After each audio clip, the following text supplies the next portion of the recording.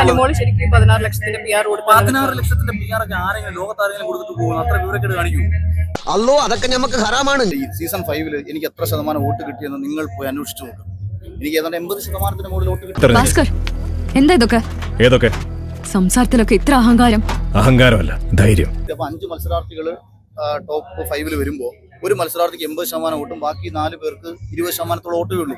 അപ്പൊ PR ആണോ ജനങ്ങളാണോ നമുക്ക് വോട്ട് ചെയ്തത്? പറയാനുള്ള കാര്യങ്ങൾ അപ്പപ്പ പറഞ്ഞേക്കണം. എത്ര ആൾക്കാർ കൂടി എന്നാലും പറഞ്ഞേക്കണം. ഇങ്ങനെ ചുമ്മാതെ വായിത്തൊന്ന് വിളിച്ചു പറയുകയാണ്.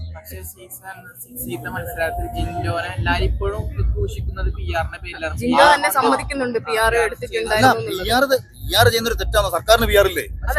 PR ചെയ്യുന്നുണ്ട്. നിനക്കും ഞാൻ സുഖമില്ലാത്തോണ്ട് കുഴപ്പമില്ല. ജിൻഡോ PR ചെയ്തിട്ടാണ് ജിൻഡോ നല്ല വിന്നർ അല്ലെന്ന് ആരാ പറയുന്നത്? സോഷ്യൽ മീഡിയ കാണുന്ന കമന്റ്സ് ആണ്. കാശ് മേടിച്ച് PR ചെയ്ത് വോട്ട് കൊടുക്കുന്നവർക്ക് പരാതി വരുമോ? അപ്പൊ ആർക്കാണ് പരാതി വരുന്നത്? ജെന്യുവിനായിട്ട് ജിൻഡോയ്ക്ക് വോട്ട് ചെയ്താണ്. ജിൻഡോ